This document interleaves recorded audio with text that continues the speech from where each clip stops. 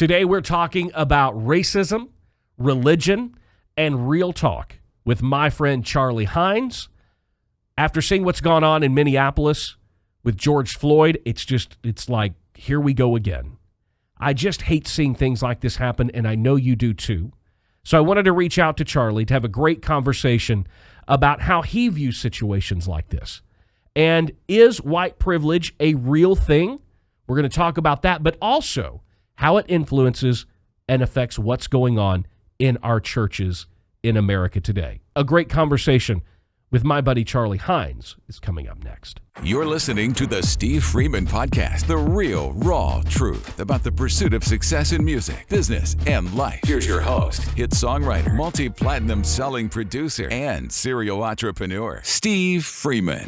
My guest on this episode of the Steve Freeman Podcast, an accomplished singer, songwriter, artist, has been called by leading industry magazines as one of the most influential praise and worship leaders in the country. And I'm so proud to call him my good friend as well, Charlie Hines. Charlie, welcome into the podcast.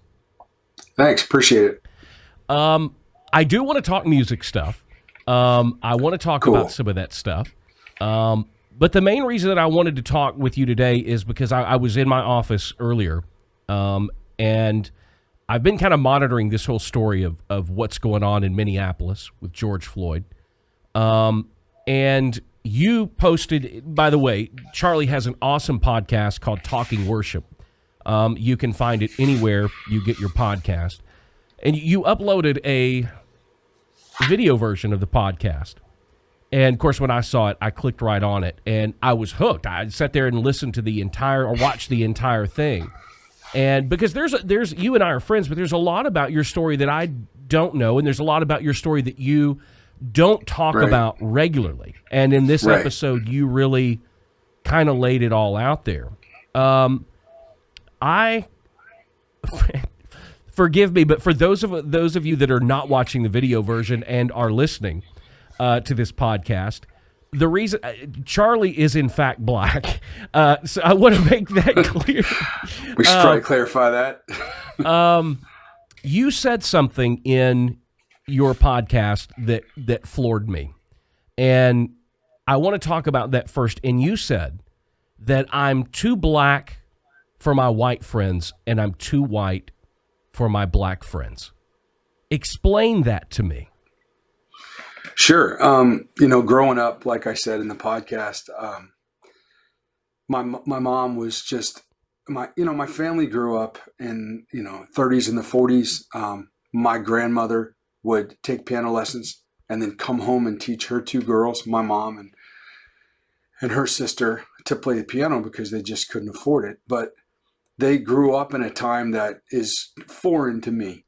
And so when my dad would always say education is the great equalizer.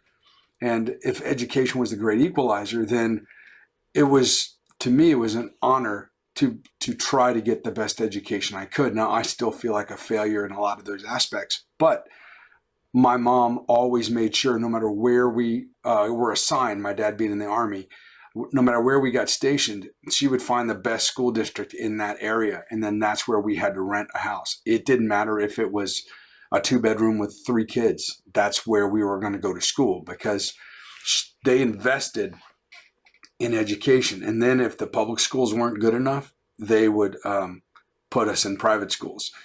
But because of that, I didn't have a ton of exposure to, I would say, traditional black community. Most of my friends in those schools were white. Most of my teachers in those schools were white. And so I didn't come from the same parts of town that they did. We were a military family. I mean, in a military family, your family is your family. That's it, or anybody else in uniform. But we would speak very proper. My dad would correct our grammar in written form and in verbal form. And I shared in the podcast, how my dad kind of geeked out one day watching an interview of Julius Erving. And he was like, that is how a black man should speak. That is how one should be portrayed. And he was an athlete, and it just blew me away. So because of that, I always prided myself on my ability to speak well, to articulate well, to have a pretty decent vocabulary. And I think it was just a product of my mom and dad's decision to put me in the best school districts that I could, even if me and my sister were the only black kids in the entire school. And I think because of that, I grew up with a core group of beliefs that allowed me to have a very broad understanding. I didn't grow up in the inner city. I lived all over. I went to high school in Germany, lived in Stuttgart, played on a soccer team. When we played in Berlin, we played in France, we played in Italy. I mean, my experiences growing up were pretty broad for the average kid who was 17, 18. So I grew up with an appreciation of not only kind of American culture, but how America was regarded by other people in the world. So I was just very proud of my country, very proud of who I was, very proud of who my parents brought me up to be. But in getting that type of education, I also kind of isolated myself because my black friends, I didn't sound like them. I didn't dress like them. I didn't listen to the same music as them. I mean, I was an electric guitar player. There weren't a lot of, other than Jimi Hendrix and Living Colour, what I have to work with, you know? Right. So for me, I listened to anything that I could get my hands on. Then my sister got into stuff, and it was AC/DC, and then I got into Kiss, and then Molly Hatchet and Leonard Skinner, anything that had a guitar solo. And then, we discovered other stuff, Sting, Take Six. And so I just felt like I had a very eclectic background. And I felt like because of that, I was isolated from a lot of my black friends. And but because of the color of my skin, I was still judged to be black, which I am, and proud of it, by all of my white friends. So that kind of made me kind of an outcast. I was too white for my black friends and too black for my white friends. Well, in saying that, have you in your personal experience, have you found that when saying that you're too white for your black friends, do they hold the fact that you do speak differently, that you do use proper English, and it's not a put on, it's just who you are. It's like you said, that's is built in your education. Just like any white person that uses horrible language or doesn't speak properly or whatever. Have you found that you've experienced something in that statement of saying that I'm too white for my black friends? Is that the reason? Do they hold that against you? Or have you found that people have held that against you because in the black community, well, you don't talk like we talk? Or how has that affected you at all? Because I got to be honest with you, you and I had talked. I bet we had talked for 3 months, and I had no idea you were black. Not that I fucking care. I don't care one way or the other. But I was like, wow, interesting. Now the funny thing of it is for me, I didn't have a secondary thought. Like I say that's good that you didn't know, not because I am not proud of being black. It's because I got past the first hurdle of judgment. I didn't give you an option to prejudge me. No, and that is real. And is that, God, I hate to even use this word as luxury, but is that a luxury for you in going, okay, because I do speak properly, because I don't sound black on the phone, and that a lot of times is my first interaction with people. Do you really find that to be true? That you often are able to jump past that first preconceived notion, or whether it be racist or whether it be stereotypical, whatever it is, have you found that to be true? Well, I'll call you out on what you just said. You don't sound black on the phone. Exactly. And so those are the underlying contexts of why I talked until 4:00 this morning on that podcast. I had so many of my friends ask me, "Hey, can we unpack this? Can we talk about this?" And I just, I said, "Yeah, sure, but what do you want me to tell you?" I've heard this story throughout my entire life, I've heard, I mean, and just the bus fires, the church fires, the lynchings, the being dragged behind a car for how many miles. I mean, it's just a different version of the same story. And I guess the luxury I have is, I got a good education. I've been able to, I feel like the Lord has blessed me with the ability to lead worship. That voice that my white friends would say, well, you don't talk black, but my black friends would say, well, you sound white. That voice is in a voiceover, that's a nation or a regional campaign for a local hospital. So I've managed to work in the areas that I wanted to work in. I've been able to rise in the corporate ladder when I worked in corporate business, but I don't know if it's just my voice as much as it is my work ethic. My dad used to always say it only costs a nickel more to go first class, not really realizing that he worked in a post office and that was the phrase. It only costs a nickel more to go first class.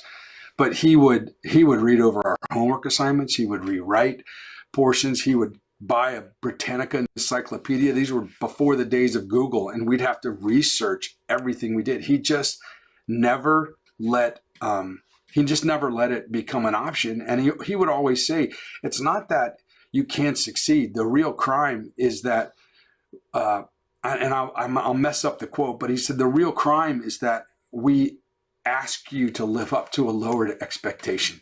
Wow. The world will ask you to live to a lower expectation because of who they think you are. But to get back to your question, I may not have sounded black on the phone, but when you encounter me in a hoodie with a skull cap on that says Gibson or Fender or whatever, and I'm wearing baggy jeans and some tennis shoes, I tend to look like a stereotype of what people that are afraid of. And that's the bigger question. Do you consciously try to stay away from that because of that reason? Well, I honestly, yeah, I probably do. I mean, there are times where, I love hoodies. And I feel, am I getting crackly here on you? I'm sorry. No, you're totally cool. Okay. I enjoy hoodies because they're comfortable, because they cover the back of my neck. But most of my hoodies are Pittsburgh Penguin hoodies. So I've here's noticed. A black guy that likes NHL hockey. I mean, come on. Where do you go with that? Well, I want to ask you something. I don't wear my pants down. I don't wear my pants down below my waist, probably because I'm terrified that, once you get below the muffin top, they're going straight down. Well, I mean, the last thing in the world anybody needs to see is anybody else's ass. I don't care what color you are. So if you're white, pull your fucking pants up. If you're black, pull your pants up. I don't care. But you know what? Listening to you talk about your dad, I want to get into a couple of things here. But your dad was a 2-star general. Correct. One of the things that I'm going to say this because I don't know if it's true or not, and I'll let you correct me.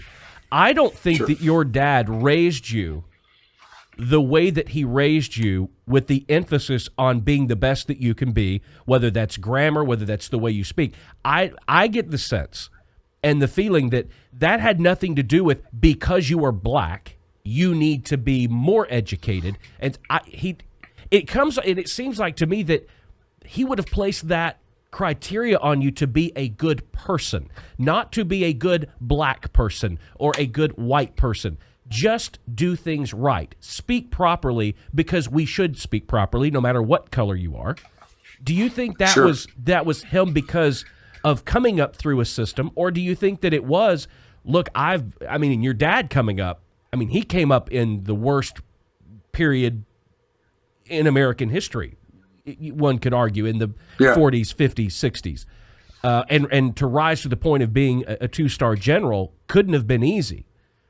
Or do you think a part of it was, I know the challenges that my children are going to face, so I'm going to give them every gift, every opportunity that I possibly can so that they don't have to serve and go through as much turmoil as I have for being black?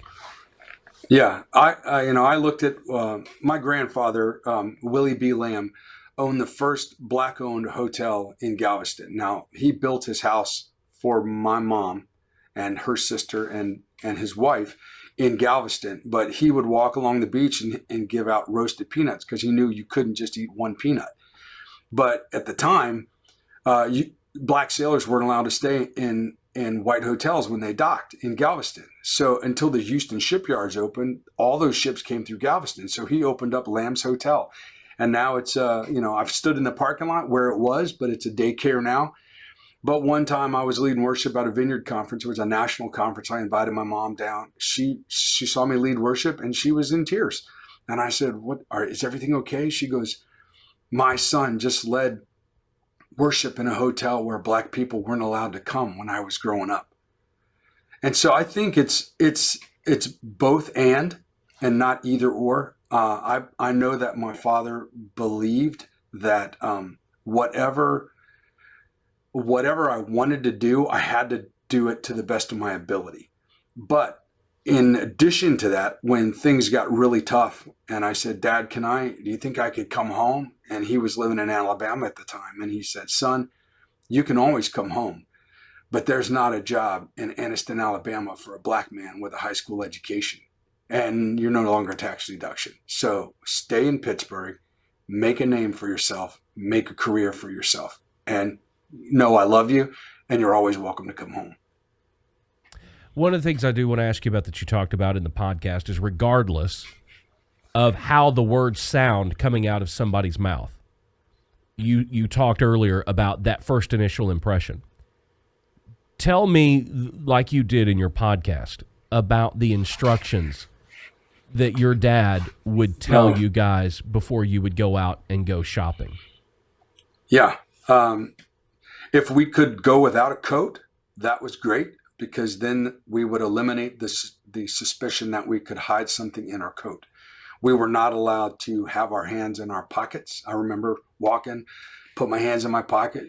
Son, take your hands out of your pocket. They need to be able to see your hands. We would walk through a store. There was no pick something up and take a look at it and then set it back down and then put your hands back in your pocket. It was, you can lean over and look at it.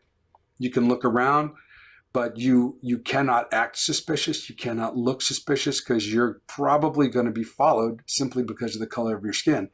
And on the way out of Sears, I stole a gumball. And I thought I was going to prison, man.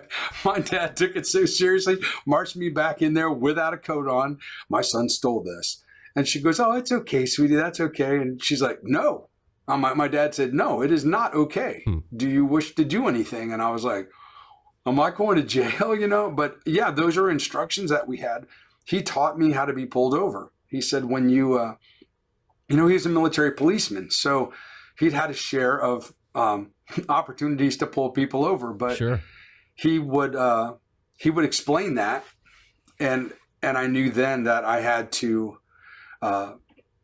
basically I was responsible for de-escalating, if that makes sense. It was my job to make sure I didn't say the wrong thing, or it was yes, sir, no, sir, yes, ma'am, no, ma'am. It was my hands always visible at 10 and 2. It was permission to reach for something, let me see your license and registration. You can't just lunge over to the glove box. You have to say, it's in my glove box. Can I reach for it? And then you would open the glove box and lay the glove box open, and the flashlights would always go into the glove box. And then you would reach in slowly and pull it out with the least amount of fingers that you could. That's just the way we grew up. And I've had to do the same thing with my daughters. They're 19 or they're 20 and 18 now, but we've practiced it in my garage. And the rolling of the eyes and the huffs and stuff that most 20 and 18-year-old girls will give you when they feel like you're, violating their rights, that's enough. And obviously it's not even, I want to say it's not enough, but when I watch the video of George and I see a man on the ground begging for his life, and a guy who once they're subdued, and for whatever reason they felt like they needed to subdue him, once you're in cuffs, pick the man up, put him in a squad car. And to just I can't get the image out of my mind, but there's one thing to say if we just let things run its course, each generation will get better. But when it's law enforcement, there's no place to go, because now the place that you trusted is actually the issue that you're fighting. And so what do? You know, all these people standing around there with the video cameras. Do you run in and force that cop off of George? You get shot. I mean, what do you do? I've seen a lot of people, you know, I mean, number one, like you said, you watching the video and listening to him say, I cannot breathe. My stomach hurts. My neck hurts. My back hurts. Can you give me some water? I mean, these are all things that are taught to police officers. They're supposed to ask, do you need medical attention? And I'm sorry, if somebody is saying my stomach hurts, my neck hurts, my back hurts, they need medical attention. And I guess you talking about the drills and the things that your dad went through with you 30 years ago, over 30 years ago, why are we still doing this? Why are we still, we hear our politicians tell us that things are getting better, and then they don't. We see this over and over and over again. And I guess one of the questions I have looking at this, because either the age of social media is bringing into a fact that we have more biased, racist, if you will, police officers and people in authority than we originally thought that we did. Is this a race thing, or is this a power thing? Because sometimes I don't always buy into the fact that, and it's sad and disgusting that this seems to constantly happen to African Americans. It really does. And I don't know if by some sort of authority that cops feel like they have more authority over a person of color than they do a white person, or if the repercussions are going to be less, which is a whole other area of itself. But I'm starting to think that I don't necessarily think this has to do with race. I'm starting to think that it just has to do with subjugation, that it has to do with people being given too much power and authority over another individual. And because we just see it constantly, because there are 4 police officers involved in this thing. So are all 4 of these guys just racist that just wanted to hurt this guy? Or is it an issue of, here are 4 people that are given too much power over anybody, regardless of what color they are? And I guess my question to you, that's a great question. Do you look at that, and do you see it that way, or do you see it as a race thing? I think, again, it's not an either or. I think it's a both and. I think if we were watching a video of a Latino man, or if we were watching a video of an Asian man being choked out, I think there would be outrage. But we're not seeing that. We're seeing African Americans get shot, African American females. And the question that I will continue to ask when I have these questions or these conversations with my other white friends are like, I don't understand it, Charlie. I'm like, you have a white guy walking down the street with an AK-47 and a right to open carry, and the cops roll up, step out, chat it up with him, and then tell him to pack it up and go home. But yet they'll roll up on a 5 or 6-year-old in a playground that's black and shoot him dead because he has a toy gun. Why do you feel that you have a right to stand your ground, or you are in fear for your life faster with a black man than with any other color person on the planet? So I don't think it's an either or. I think it's a both and. And I think that the real issue is, if you have that much power and it goes unchecked, there's no accountability, then you feel like you can lord that power over somebody. And I know, Steve, you know I'm a pastor, you know I'm a worship pastor at church. I think it's an issue of sin, because we're asking people to legislate a condition of the heart. You feel power over me. You feel like you're worth more than me. You feel like my life is, I mean, in worship, there's 2 things we do. We put our hands up, we praise God. The only other time we put our hands up is step away from the vehicle, back away. It's surrender. And we're in worship, we're surrendering. God, I know you have a plan for my life. I know that if I put my hands up, I'm surrendering my situation to you, the good, the bad, the ugly.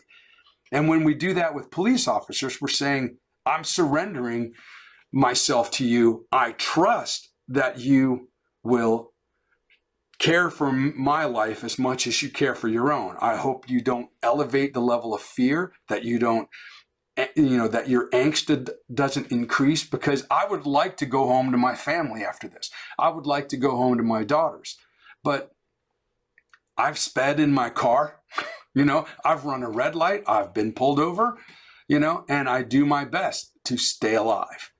But if you come up against the law and you have 3 or 4 other white cops who are more afraid of being, ostracized by the other officers, then I'm just going to do what everyone else in society does. I'm gonna wash my hands of the whole thing and watch and be a bystander. And I think I watched an execution. I think that's what I saw.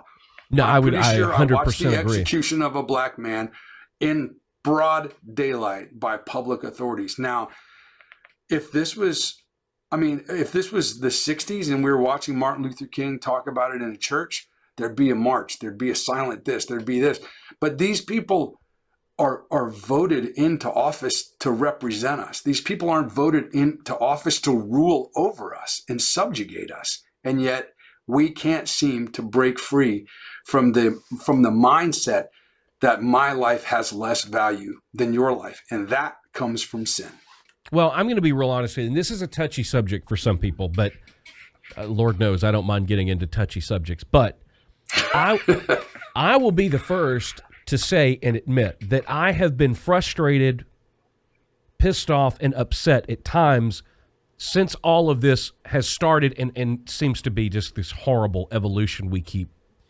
I mean, I hate to even put it this way, but it's like it's been 6 weeks. The cops haven't killed another black guy. Well, shit.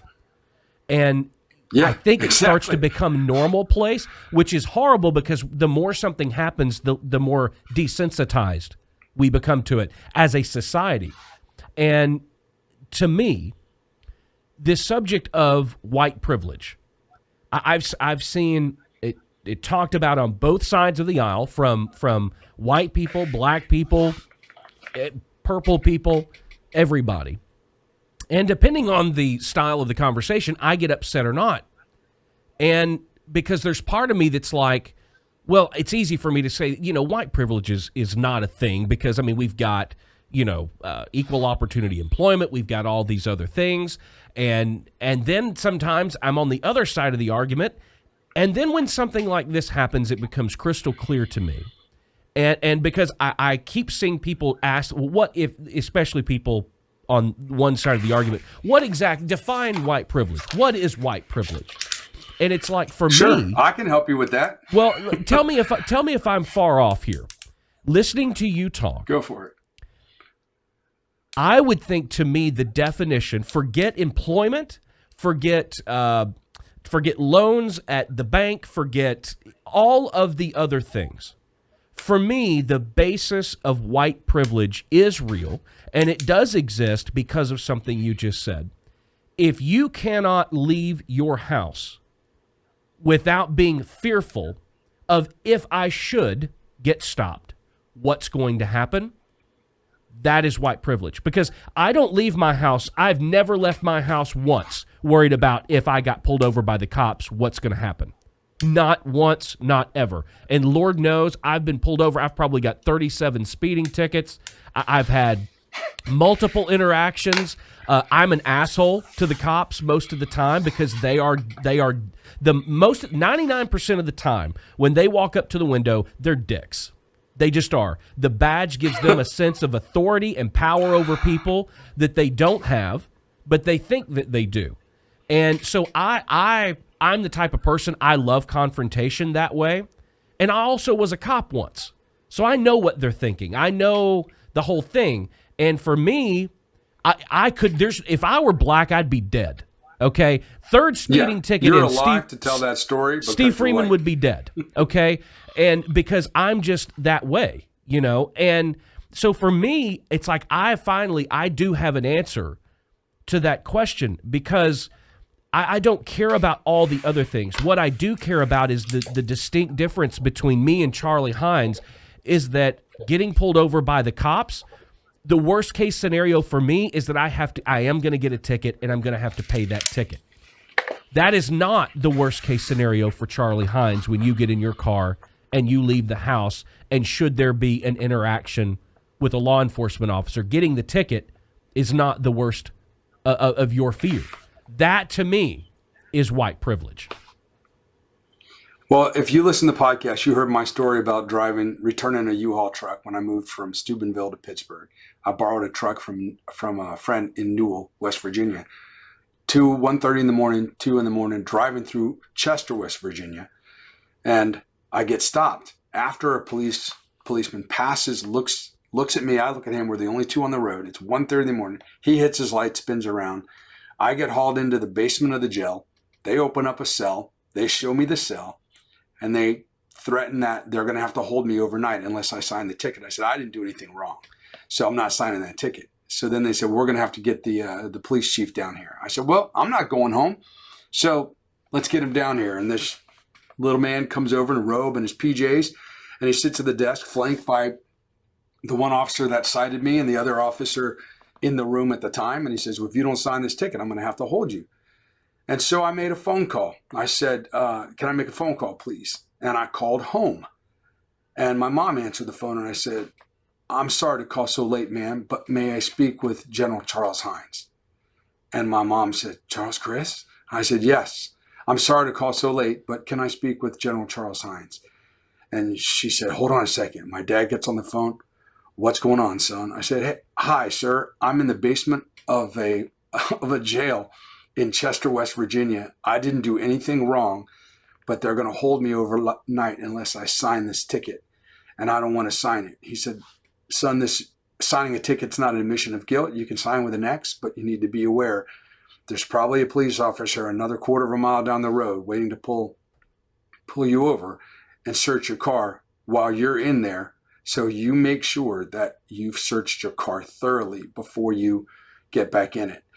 And I signed the ticket, and that phone call is probably why I didn't spend a night in jail in Chester, West Virginia. But I come out to my car over a routine traffic stop, and my seats are folded down, my seat covers are off the car, my glove box is emptied out and all over the parking lot of the police station. My floor mats are out of the car, my doors are open, my trunk is open. I had to reassemble my car just to drive another quarter of a mile. And then as soon as I got out of West Virginia and crossed into the Pennsylvania border, I searched my car again. And I walk home. It's like 2 nights before my best friend's wedding. And I told him, I said, Clarence, you're not going to believe this. I just got pulled over in Chester, West Virginia for absolutely nothing. And he goes, man, I'm sorry, bro. I'm sorry. You okay? And one of my other good friends, John, was there, and he said, well, you must have done something wrong. I mean, you must have done something wrong. And I'm 54 today, and those words still cut. Like, you are my best friend. You two are my best friends. We went to high school together. We've been to Yugoslavia together when it was still communist, and I had a 2-star general's military ID stuck in my shoe so that I didn't get pulled over and become a bargaining chip for a hostage crisis. And yet you assume that I did something wrong because you can't fathom that I could just be pulled over for the color of my skin. And I don't know how to educate somebody on that. I don't know how to tell somebody when you tell me, well, you speak really, really well. For a black man. Well, what did you expect a black man to speak like? I mean, either you have to change your paradigm and say, Now, let me ask you something though. Yeah, go for it. Is that racism or is that ignorance? When somebody uses the phrase and doesn't have anything to do with, to me, number one, it's ignorance, and I guess it could be institutionalized racism when we have to say you are good at this or you did this well or whatever for a black man. Or for that matter, for a Right. white person or for a Hispanic or for a is how here's the thing. We say both, but I think there are a lot of people that are just truly fucking ignorant that aren't racist. And I think there are a lot of racists that are ignorant and aren't ignorant. So when somebody that you know is not a racist, or for the most part would say is not a racist, says, you know, you speak well for a black man. How do we continue to show how can we stop ignorance from sounding like racism? Because I will say, I will be the first one to admit, racism exists. If you want my opinion, racism is back on the rise. There are huge divides in our country. It is there. It is present. It happens every single day. I think the bigger problem is ignorance, because I don't think everybody that says something like that is a racist. I think they're just ignorant in the way that they speak, because it's almost the ignorance is bred into us. Sure, let me ask you this: is it unconscious racism? It could be uneducated racism. When you talked about white privilege, my question would be: you can go back to 40 acres and a mule. You can go back to when slaves were released into freedom, they couldn't vote. And when you can't vote, you can't elect public officials. If you can't elect public officials, you have no rights. You have nobody representing you on your behalf, your interests. You could look at the fact that history has been whitewashed. You have two black men that invented a gas mask. And there was a fire, I believe it was in the New York tunnels, and the firefighters couldn't get to them because of the smoke. These two men put on their invention, walked into that tunnel, and rescued every single firefighter. Hundreds of orders came in for those masks until they found out the company was owned by two black men. And all the orders were canceled except for one, the United States military. And that was the first gas mask that saved hundreds of thousands of lives in world wars. The first traffic light, designed by a black man who watched a collision between a horse and buggy and a vehicle. So he designed the first traffic light. You will not hear about those. You will not hear about those in history. When we talk about, is it just ignorance or is it just white privilege? Black men had to fly for France to get fighting experience in order to become pilots. But you can go all the way back to the Massachusetts 54th. If you've ever seen the movie Glory, you have a group of men knowing if we lose, we are returned to slavery. And you had free men signing up to fight for the Massachusetts 54th. Fast forward to the Tuskegee Airmen. No respect until the First Lady got in a plane. Never lost a bomber, not one. So you can talk about white privilege, or you can look at just the fact that history has caused the ignorance because history is being whitewashed. The advancements in the contributions of people of color have been erased. And then yet we get to be renamed. First we're the N-word, then we're Negroes, then we're colored, and then we're Afro-Americans, and now we're black, and now we're African-Americans, when my family came from France and Barbados, but I'm an African-American. And now my friends don't even know, do you prefer black? Do you prefer African-American? Steve, where are you from? You say Nashville. I can't say Cincinnati. I got to say I'm an African-American. Right. But really, I'm a French Barbados American. Well, maybe it's ignorant, and maybe it's insensitivity. And I say this again, it is a both and conversation. It is not just blatant American history X racism. Yet that exists. When I lived in Germany in 83, 84, summer of 85, we're getting ready to come back, and the wall's about to fall. And what happened when the wall came down is they gave all these huge deals to Germans that had places to rent, to the East Germans. We called it living on the economy.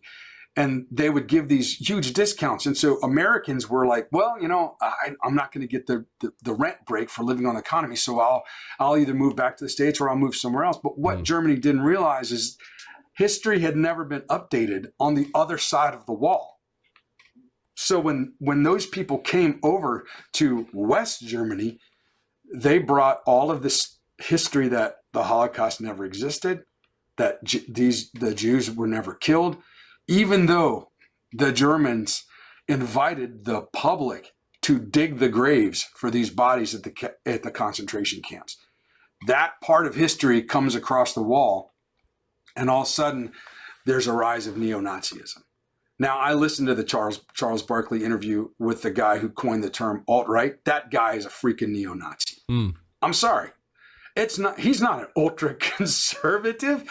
And this is what breaks my heart when it comes to the church. If the church doesn't do a better job at speaking into this and winning the culture with story, then the church gets lumped in with all of the ultra right-wing conservative, which is being lumped in with the Klan and the alt-right and everything else. And so when you ask me, was it like, do people think, did you have to use that to create, to get a foot in the door? I went to Howard University. I studied jazz under some great teachers there.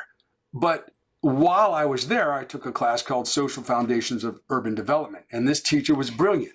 He would start an argument and he'd sit back and he'd watch for an hour in our class. And he talked about, let me explain something to you. Ohio State University has what percentage of African Americans? So then we talk about that percentage. Let's just say it's 10% African Americans. It might be more by now. That was a while ago. But he said, but Howard University has less than 80% African Americans because we have Africans, we have people from the islands, East Island Pacific. We have white students. He said, if you looked at the diversity makeup of an HBCU, which is Howard Spelman Morehouse, which is Historical Black College or University, then you'll see that they have more diversity than most diverse colleges that offer the saying that we're diverse because we have this percentage of black students. Now, if you can spin that and sell that, something is fundamentally wrong.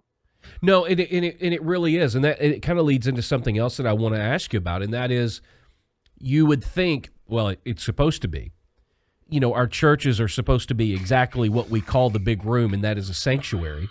They're supposed to be a place where everyone, regardless, is welcome under the banner of Christianity or whatever religion you may be.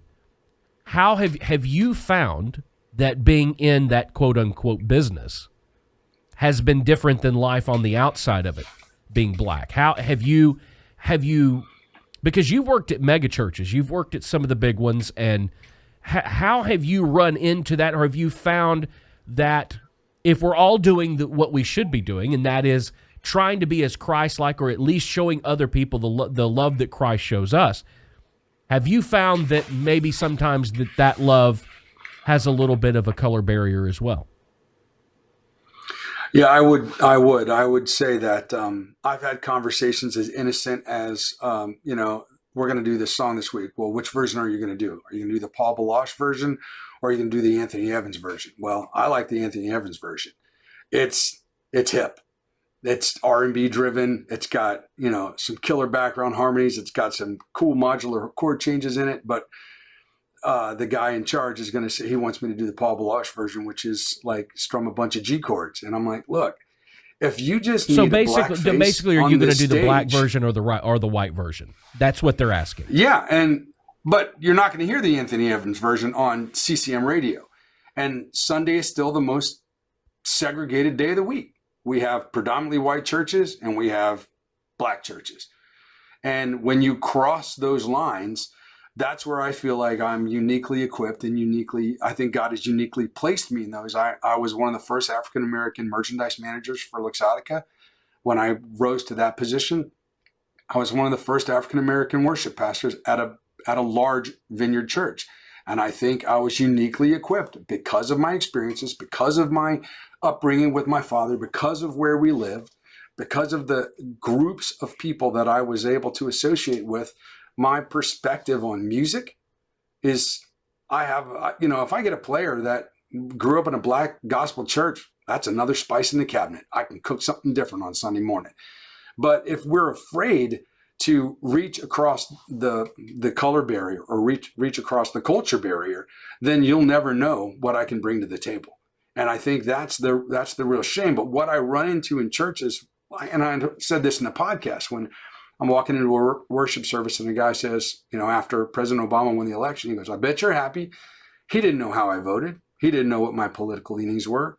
He made a full-on character judgment based on the color of my skin and the color of the president's skin. He said, "Your boy Obama, he won. You're probably really happy." And they walked right past me. And I was like, what? Yeah. So, I mean, you look at that, and I've said that to people that employ me at these churches. I'm like, I want to write songs for this body, for this congregation. I remember one time we were doing a send-off for a pastor, and somebody came up to me and they said, "What'd you think, having all the board of elders and the board of trustees up there praying over the pastor?" I said, "Don't ever do that again. It looked like Congress, a bunch of old white guys and a woman." And I said, you're standing in front of a church where it has 3-4 services of 2,500 people in each service every weekend, and it looks like the community of Springdale in Cincinnati. But yet, when the leaders walk up on stage, it looks like a Lions Club meeting from 1950.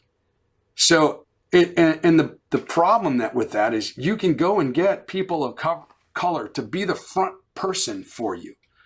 Look at the ads for the colors of Benetton. I mean, it's great, but when you see an ad like that, I remember an ad recently with the kid, he's as cool as monkey in the jungle.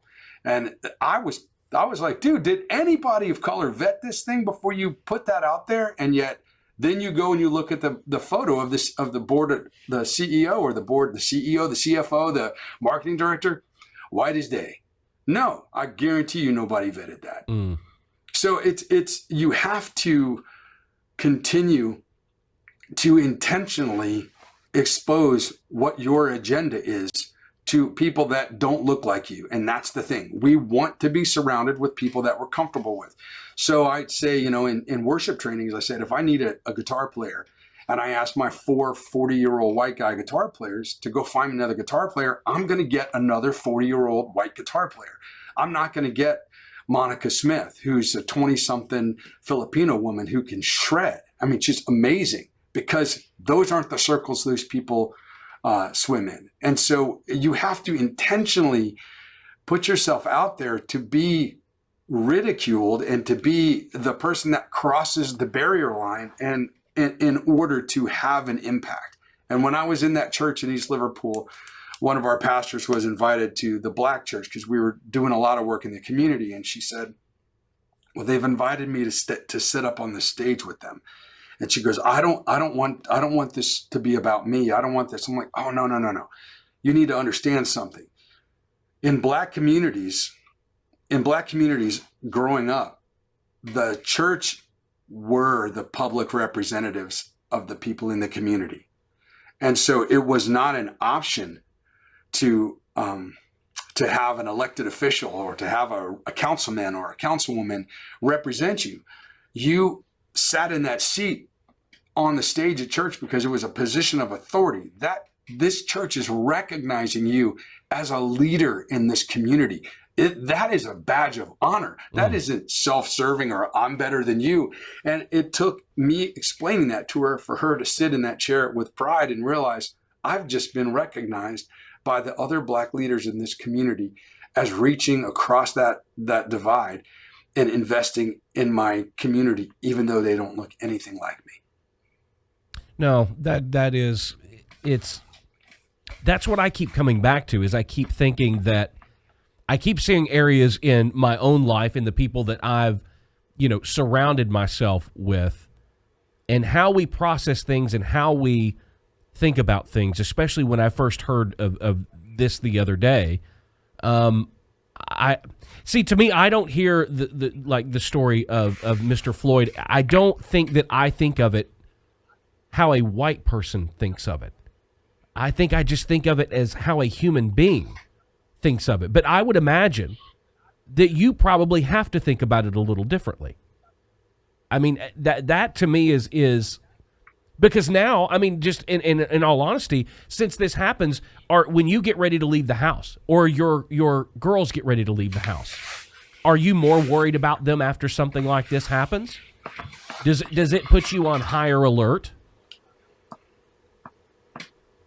Yeah, I mean, my wife is white, my children are biracial, and so that's a whole different category of discussion, because people like to classify you. They need to put you in a box to feel safe. They need to know what that box is.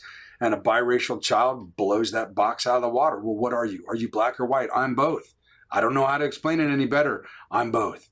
But yeah, knowing that they will be judged for who their dad is, knowing that they will be judged by blacks for who their mom is, or by whites for who their mom is, knowing that when my wife and I got engaged, we got a letter from a family member saying the nastiest stuff I'd ever read. And I wrote a song about it recently.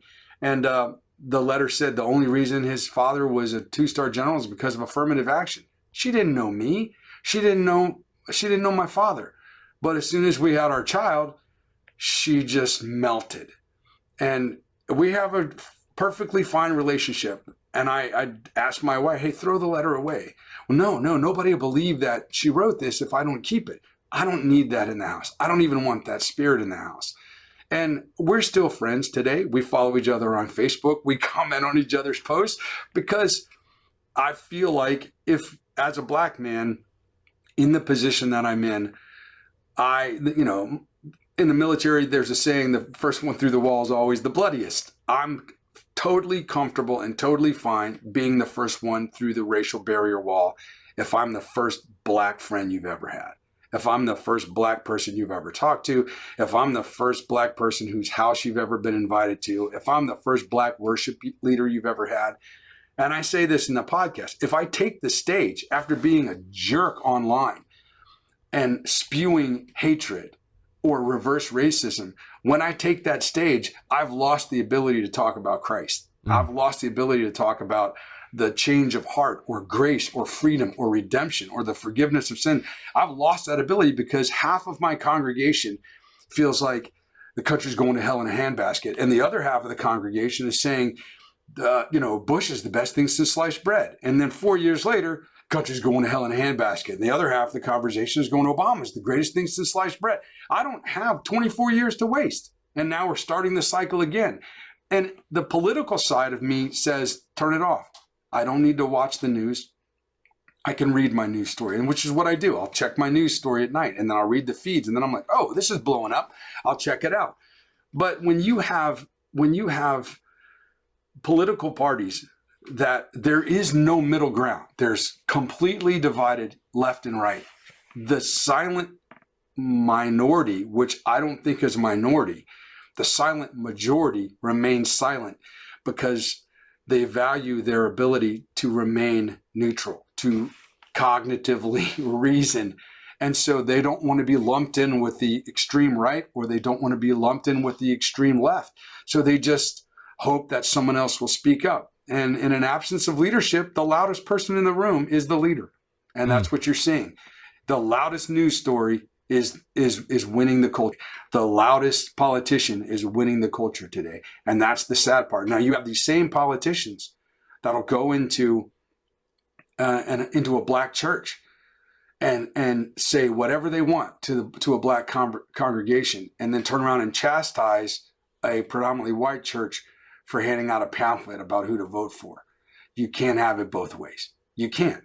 You either respect us for who we are, and you take each and every one of us as an individual. And that is a conversation that I'm still having with family, with loved ones, with friends. When you look at people, for example, I think her name was Rachel Dolezal.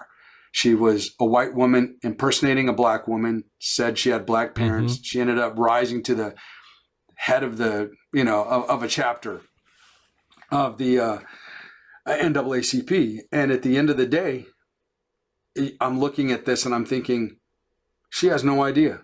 You can talk all you want about understanding the plight of the black man or the black woman, but the bottom line is, at the end of the day, you can go home and be white if you want. None of us have that option. No, But and that's then very you know, true. And to me, I want to ask you, to me, I don't think the reason nothing ever changes, the reason that we keep hearing about George Floyd's and the Michael Brown's, just the litany, if you will, over the last 10 years of this, is because, like you said a minute ago, the loudest voices in the room on either side are the same. And I don't know, until we change that, until there is a different, louder voice in the room, that we're going to see this stop. Because we've got the loudest voice of the room over here, and it's, to me, it's not left, right, white, black. It's sadly, I think it's beyond that. But we've got to change those voices, because we live in a society now where, quite honestly, if we're going to change this has to be changed in our young people, in the youth. And I would venture to say that there are probably, I'm not even going to say probably, there are more influential personalities and people in young people's lives today of color than there are white people or any other race. People of color have heavily influenced our entertainment business, the sports business, the music business, the fashion industry, everything that what kids now look up to and go, I want to accomplish this. Most of the time now, you're pointing, and that is a black person. And that doesn't bother me at all. But I guess what I don't understand is, knowing that is fact, why is the positive message that I would say 85 to 90% of those people stand for in their own lives, why is that message not being communicated? And so that as we go by, whether it's a decade or 2 decades, these people are not more comfortable with not having, whether it's the inherent racism or the inherent ignorance or the institutionalized racism, why is it not getting better whenever the people that are responsible for being the loudest voices in the room shouldn't have the racist tendencies that people from our generation come from? I mean, I grew up in Little Rock, Arkansas. I mean, at the time, I believe when I was 18 or 19, the not saying that it was the only one left in the United States, but the only public, KKK was in Harrison, Arkansas. It was very public. It was on billboards in the city as you went in and went out of town. I grew up in that. Why, since those days, why in the world are the voices not changing when the younger people that are getting older and getting into the position of shaping the universe that we live in, they do look up to black people. They do look up to Latinos and Mexican Americans. Sure. And why are we still dealing with this? And how do we change I think that? you felt that. Yeah, I think you felt that most obviously when Kobe Bryant died. You had every walk of life grieving at the same time all over the world. And I watched an Olympic interview with Kobe one time, and he answered reporters' questions in 3 different languages. And I was immediately taken back to that conversation I had with my dad watching Dr. J. That's how you speak. Like, it didn't matter how many points he put up. It didn't matter if they won or lost. I looked at Kobe and I went, wow, that is someone who has transcended everything and become the best version of himself. All you have to do to understand why it's not getting better, for me, I look at the heart of the situation. Like I said, I'm a pastor. I'm looking for the fact that we're supposed to love people into a relationship with Jesus, not beat them over the head until they say, okay. But all you have to do to look at culture is look at toilet paper. When this coronavirus thing hit, I'm going to get mine. Sucks to be you. It's a selfish nature at heart. And so people are like, well, it's someone else's problem until it hits their inner circle. And then all of a sudden, it's not their problem anymore. COVID is a virus until it takes the life of somebody that you love. And then it's like, oh my gosh, we should have taken this more seriously.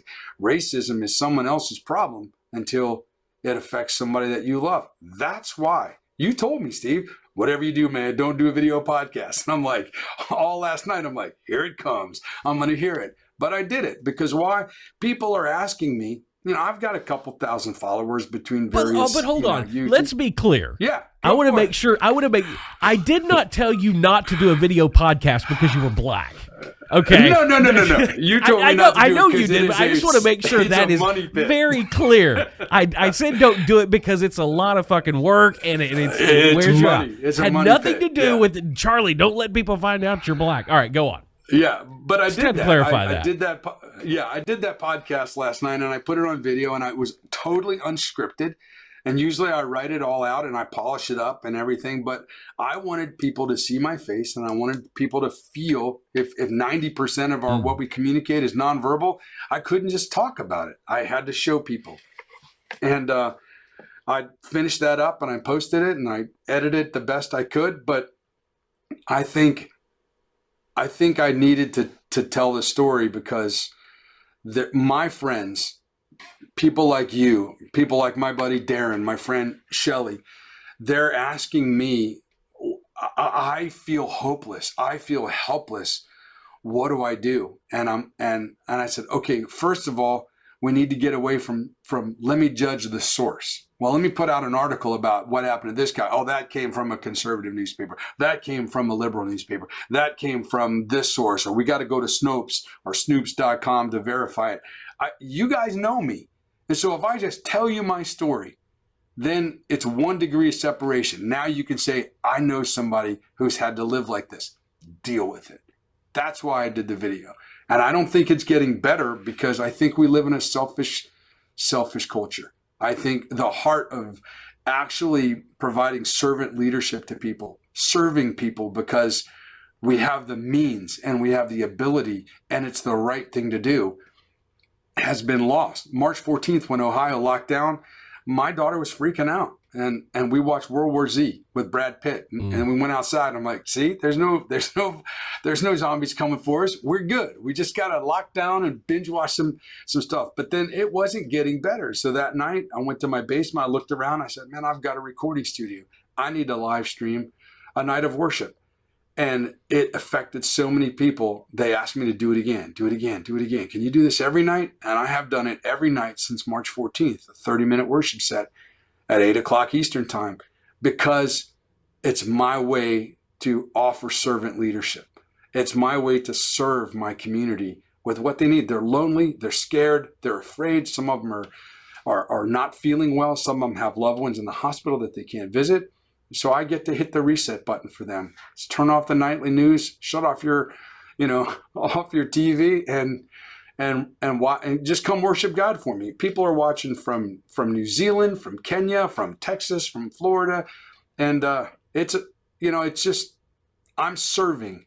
And I think that's what's lost. And so when tragedy strikes, like you watch this guy with this, with a knee on his neck, I'm going to film it. And I'm doing my part. That's a human life. If that was my daughter under that knee, I would have been shot trying to save her. I guarantee you. And I would gladly meet my maker on the other side to justify all means necessary to try to save. But we're not even in community with each other. We think social media is community. It's the billboard for the passive aggressive, man. No, it really is. And I recently and it's like I'll tell this story, but it's like it doesn't compare at all to things that you've gone through in your life and other people have gone through in their life. But I did recently experience an experience that I would call racism. Maybe it's classism, and maybe classism is a better example than racism. But I think the way that you feel in that moment is probably one and the same. I don't think you really care. Is somebody discriminating against me because they feel like I'm a lower class or I'm a different color? I don't think it matters at the time when it's happening. So me and the family went out, and this was before COVID hit, right before COVID hit, and we went out to the mall on just a Freeman family shopping day. And most people know I have very expensive tastes. And so we go to these malls, there are things that I want to go look at. And this is so, and I feel stupid even saying this because this is so not on the level of what what people like you have dealt with. But we walk into Gucci, and I mean, everybody knows my outfit is a hoodie, hat turns back, and track pants, and that's just me. Though I don't own a pair of jeans, I don't own a pair of slacks. This is me. It's how I dress. If I'm going to a wedding, I'm dressed like this, or I'm not going. If I'm going to a funeral, I'm dressed like this, or I'm not going. We walk into Gucci, and I won't name any names, but we're in there with 3 or 4 Titans players. And if anybody's ever walked into a Gucci store, they have more security than they do employees. And there's always somebody stationed right here as you walk in the door. Then if you go between the 2 sections of the store, there's one there, then there's one by the counter. Security everywhere. And as I'm walking around the store, I'm noticing that this security guard is following me everywhere I go. So at this point, now I start making it a fun little exploration. I'm like, all right, I'm going to make this dude get his exercise. And so I just keep walking. I'll stop for a second, then I'll walk, and I'll make him. And I'm making him, at this point, he knows. And I'm going to be real honest with you. I kept even thinking, I'm even going to do little things to make him even more suspicious of me. Because he does. I could buy everything in this store 2 times over. He doesn't know that about me. But at the same time, there are 3 black Tennessee Titans players in the store with their wives. They've got piles of stuff laying around them, trying this on, trying that on. No security anywhere around them. By the front door, going over, picking up stuff, holding it up to the... No. But then this security guard is following my fucking ass everywhere I go. And so in my mind, I'm thinking, he automatically thinks that these guys, they know they're Titans players. It would be hard not to know. So they've got the money. I'm not worried about them. They're not gonna steal anything. But this guy looks like white trash with all the tattoos. He doesn't look like he could afford something out of here. So I need to follow him all around this store. Number 2, nobody ever came up and asked me if they could help me. Same thing happened 30 minutes later at Louis Vuitton. And again, this is you not... got profiled. I got profiled. And welcome to being black. And I've always wanted to be a black guy. It was awesome. I've always wanted to be the drummer, but that never happened. Well, nobody wants to be a drummer, Charlie. But it's because you're black. No. Okay. That's how we do it. No, that's bass well, you're players, black. remember? You should have rhythm. Come on. Oh, God, we're going to get in trouble. People are going to pick that out. That is going to be the one thing.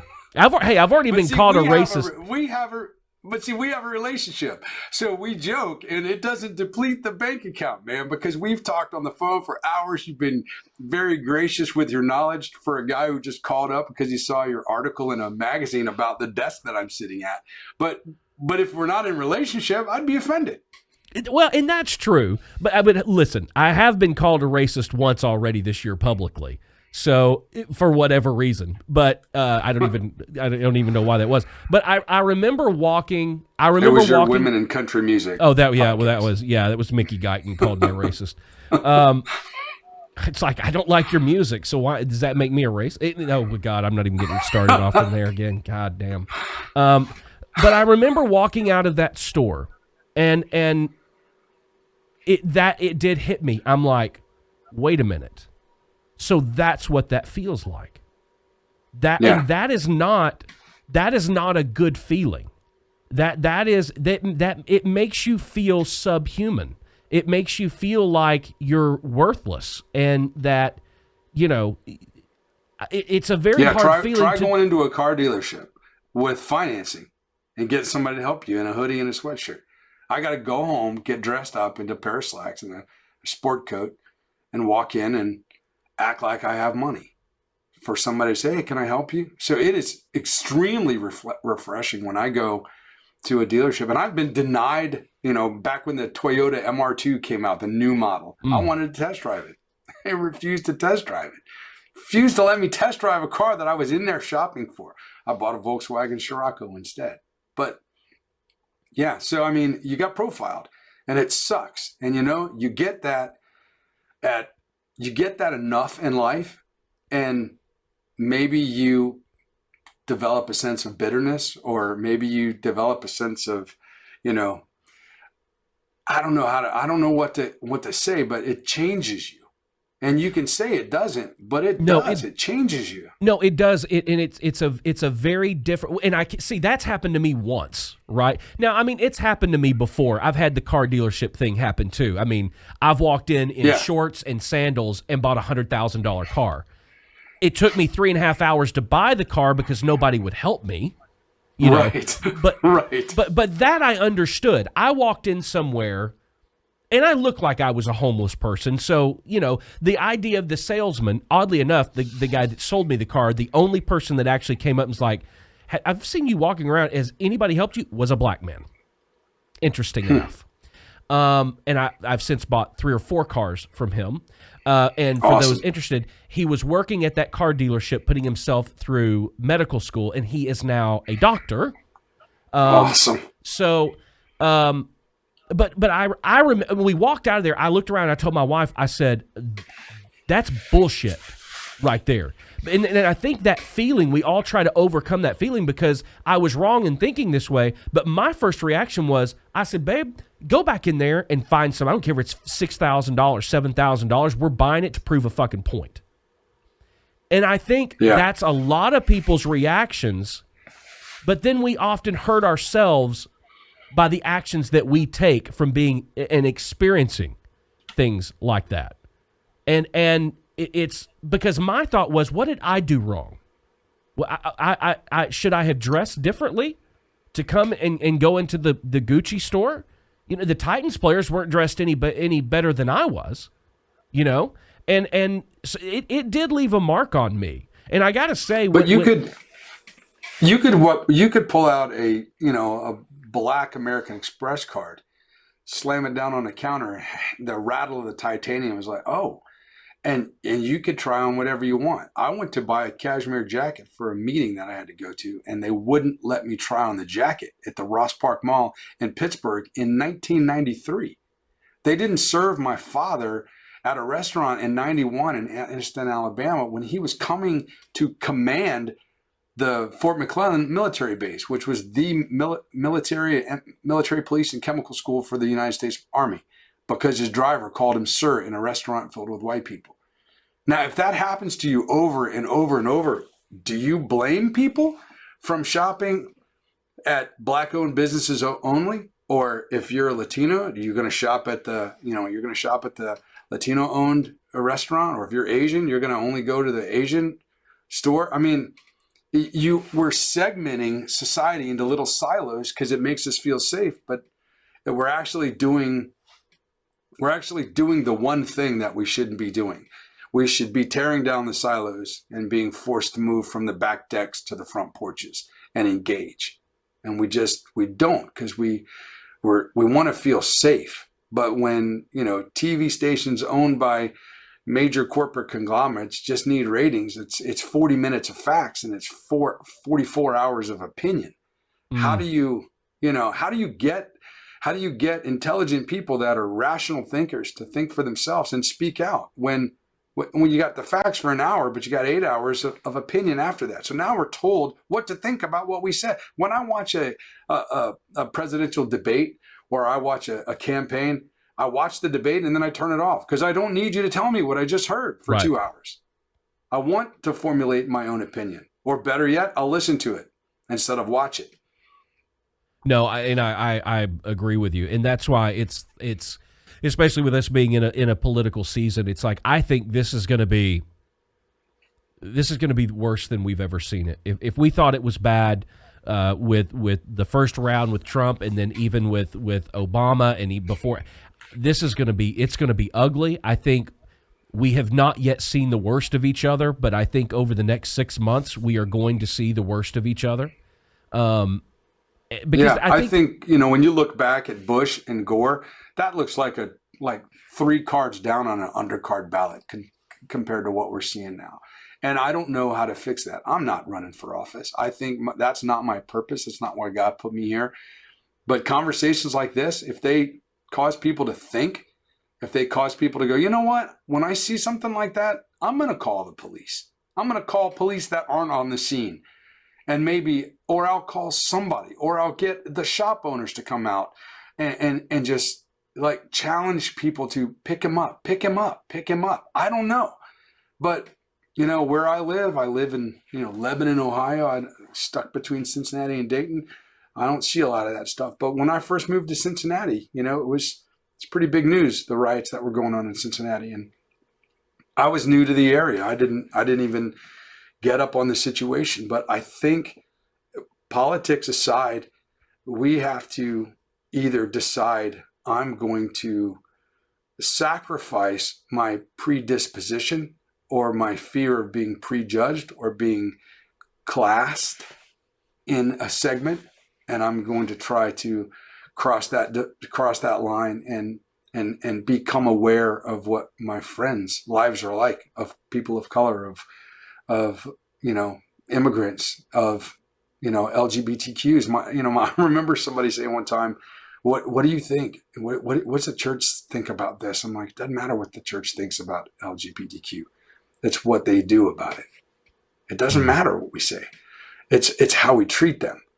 And I think we're going to get to a place where if we do the right thing, then it will be a collective of, we will not tolerate. There has to be an intolerance of it, and not post, but pre and during. It can't be after the person passes away. You know, that video would have never surfaced had he lived. And it's sad that, and then, you know, Chuck Mingo is a black pastor at one of the largest churches in the country here at Crossroads in Cincinnati. And he said the other day, he said, I can't wait a generation to have this conversation with my daughters. I can't hope it gets better in the next generation, because we thought that 2-3 generations ago. And now look at it. We're having conversations about racist law enforcement officials. Yeah, what is it, 1955? Man, where do you go from there? Yeah, where do you go from there? You know, I watched the movie Just Mercy the other day, true story. And, you know, the African-American guy played by Jamie Foxx was, you know, put on death row before his trial, and then finally got freed. And the police chief got reelected 6 times, 6 more times after the trial. How do you tolerate that? Because you can politicize it. Well, you're not in my corner, so therefore I don't trust your sources. I don't trust your facts. I don't trust anything. And that's where we are. And it's really sad. It breaks my heart. And this is why I keep pushing back at the church. Like, whoever tells the best story wins the culture. And the church has the greatest story ever told. We have a story of redemption, forgiveness, tolerance, sacrifice, and love. And we can't seem to get it right to talk about it. Because I think that all of those things that you just said, the forgiveness and the love and the acceptance, when it comes to church, in my experience, is all conditional.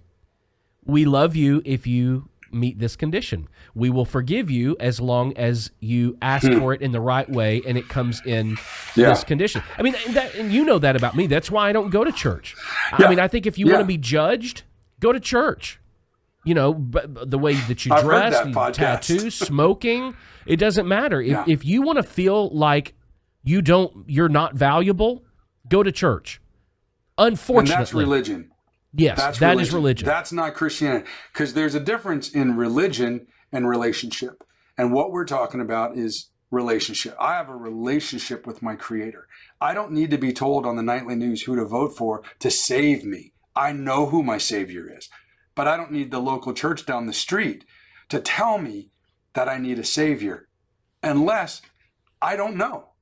And that's what the church is for. We're here to spread the good news. We're here to share the good news of the gospel in whatever way we can. And I think God looks at this situation where churches are all on lockdown, and he says, I can work with that. I can work with that. Let's challenge my people that love me, to go out and do the right thing and be the church, and not just show up at a church and attend. And that's kind of why it's been doing the live streams at night. It's just my way of being the church. It's the one thing I'm gifted in. and it seems to help people hit the reset button on a day. But that's because I'm trying to foster relationship, not get people to my side of the aisle or my side of the fence.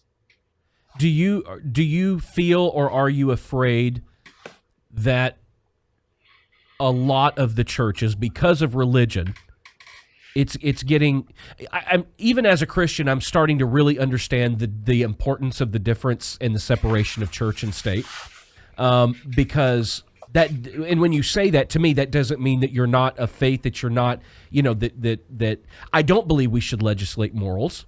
I think that is an individual thing. And I say that because, do you feel like the churches are becoming political institutions and trying to separate people along lines based, because when you think about it, it's funny, but your traditional church, if you will, it's often broken down in, like you just talked about, LGBTQ. We don't allow LGBTQ members, or gay, whatever it may be. Those are all also political issues and hot points. Sure. And it seems to me that a lot of the churches are becoming propaganda machines on both sides. And I'm wondering with especially when it comes to churches and what they're supposed to represent, how do we get the churches back to a point where they are impartial in this and love is the message?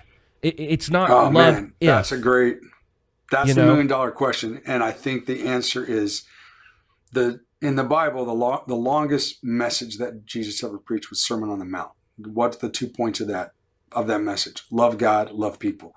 Until you come back to that being the foundation of Christianity, everything else is kingdom building. If you are trying to build a church, or build a following, grow your flock, whatever you call it, you can do it. You can do it by only allowing blacks in. You can do it by not allowing women in leadership. You can do it by not allowing gays, by not doing gay weddings, by not allowing LGBTQs to attend your church. You can build a church for all the wrong reasons. And we've seen those churches walking around putting stuff on the graves of soldiers because of whatever. I just think the message of Christ was simple. Love God, love people. Do that well and screw everything else, and you'll be fine. Well, I mean, I know that's my personal philosophy. I mean, I again, that's why I don't go to church. I think the message of what God tries to instill in all of us is exactly what you just said.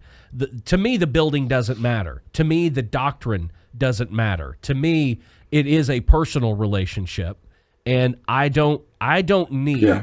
The reason I'm not Catholic is because I don't feel like I need there to be an intermediary between me and God. I don't need a middleman. And I believe a lot of our churches are becoming that way.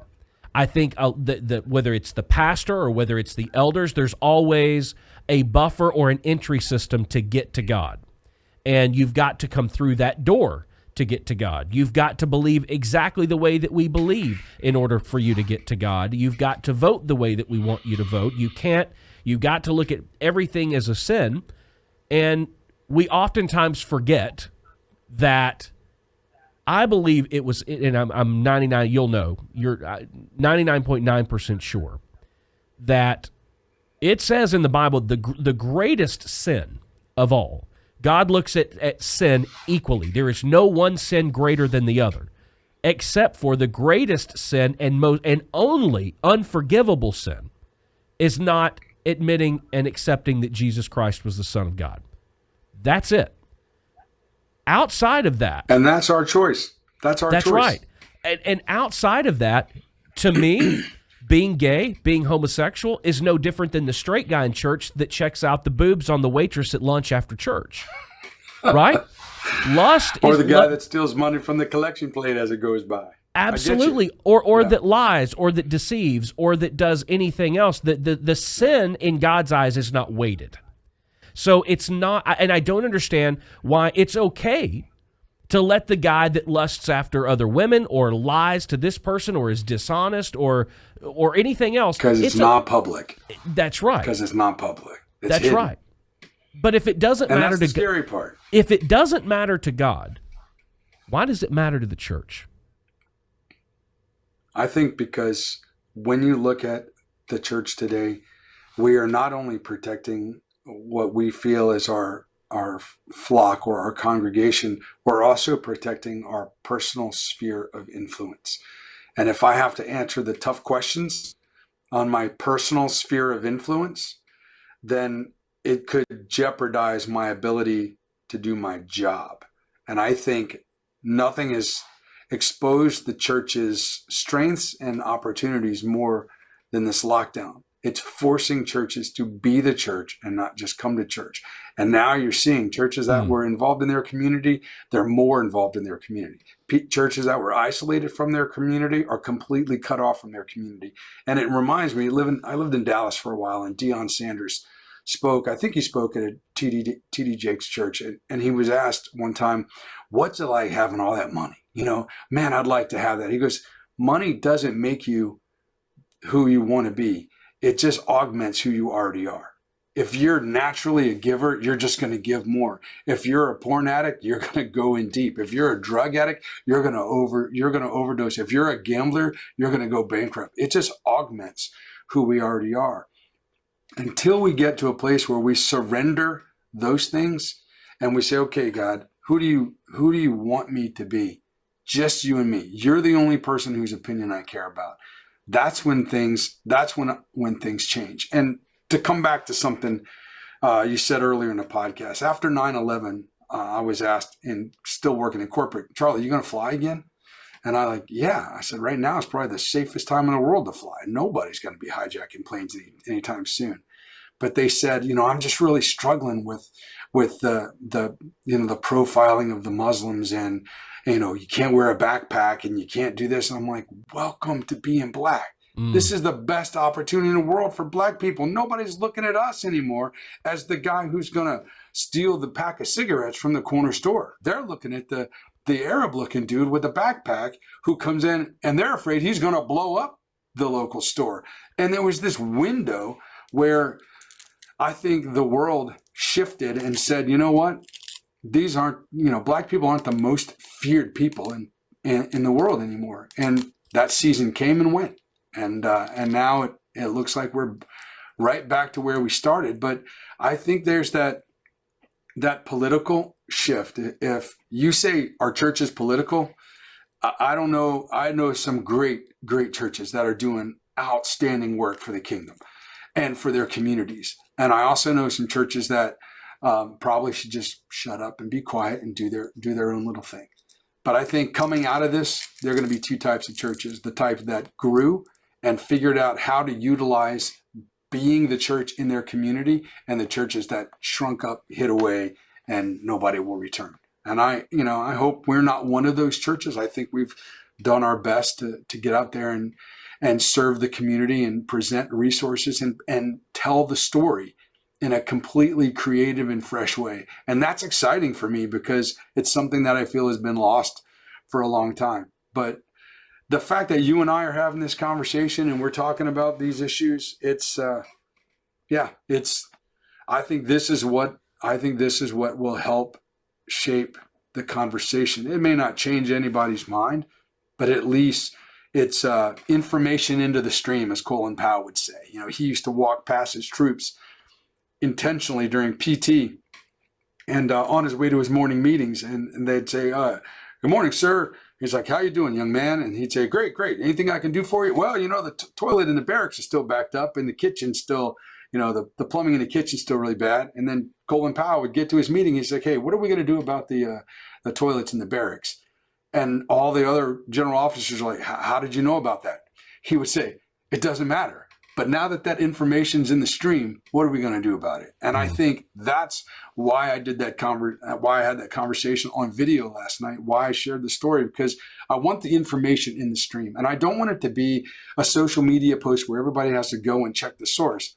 If I have 3,000 people that follow me on social media, which is nothing today, but they personally know me, They know my phone number. They know where I lead worship. They know where I take the stage. They know where I am every night on the internet at 8:00. Now there's 1 degree of separation between my experiences and their firsthand account of those experiences. Maybe that shapes the conversation. Maybe it puts information into the stream that then they now have to deal with. No, and I think that's brilliant. I really do. And I want to thank you for being here and taking the time. Let everybody know where they can find you streaming every night at 8 p.m. on Facebook. Go and follow Charlie.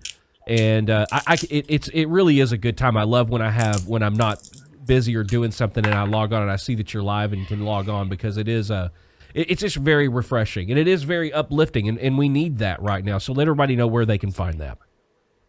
Yeah, you can check it out on Charlie Hines Music on Facebook, but we've also been streaming to YouTube as well, and Vimeo. So sometimes I'll upload to Vimeo later, or I'll if you have friends that don't have Facebook, you can go to Charlie Hines at YouTube and check that channel out there and share those links too. And be sure and check out Charlie's podcast called Talking Worship. You can find it every single place that you get your podcast, just like this one. When you do go over there, don't forget, rate, review, and subscribe to the podcast. Well, Charlie, thank you so much for being here. Thank you for being my friend. And I appreciate the honest and open conversation. And I don't think we're going to get anywhere near any change until every single person that sees what's gone on and what's happened in Minneapolis and just immediately think to themselves, this is inexcusable. This cannot happen for any reason whatsoever, regardless of race, color, orientation. It doesn't matter. That's the place that we've got to get to, and I hope conversations like this get us one step closer to that. Thanks for having me, man. I appreciate it. Thank you for joining me for another episode of the Steve Freeman Podcast. I hope you enjoyed the conversation. More importantly, I hope that it at least makes you think. I know that it makes me think. I'm sick and tired of logging on to the news and seeing anybody, I don't care what color they are, being treated this way. To me, in my mind, this was just outright murder. And so I wanted to have Charlie on to give his perspective. And I just love the conversation. I love Charlie. Be sure and check out his podcast as well. Thank you for being here. Don't forget, rate, review, and subscribe to the podcast. Leave that written review. Leave 5 stars. And we'll start featuring some of those reviews again here soon. Don't forget, follow me on social media at the Steve Freeman everywhere on social media. And do us a favor, support the podcast by visiting our sponsors, PInutrition.com. It's performance-inspired, plant-based, all-natural, healthy supplements to help you feel better, lose weight, gain more energy, have more energy throughout the day. I told you I use it every day, and I absolutely love it. Be sure when you do go visit them, enter code STEVE at checkout to get 10% off. Guys, until the next episode, keep being creative. Keep pressing the boundaries. There's nothing wrong with being independent, and in this episode, love everybody. See you in the next one. Thanks for joining us for the Steve Freeman Podcast. Be sure to subscribe and follow Steve on social media at the Steve Freeman.